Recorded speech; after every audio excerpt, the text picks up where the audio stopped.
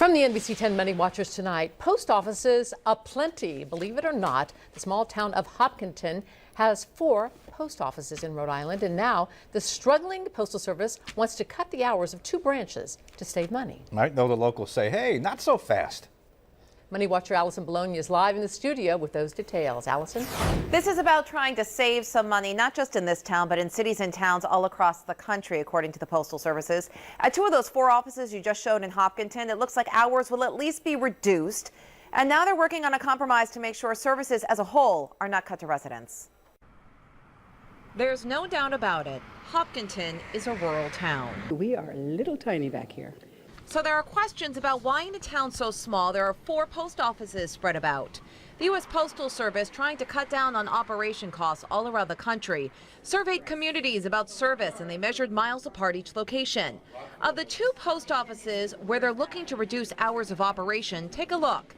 This is the Hopkinton post office, and within 4 miles away in 3 different directions, there are 3 more post offices: Hope Valley, Ashaway, and Wyoming.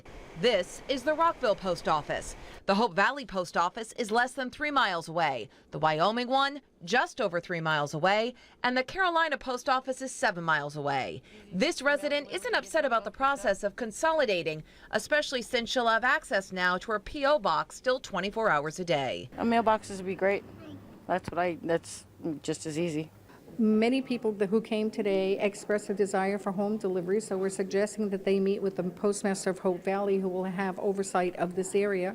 The tone in the community. People are unsure, they are concerned, but they also are hoping it'll work out for the best, but they know they're tiny.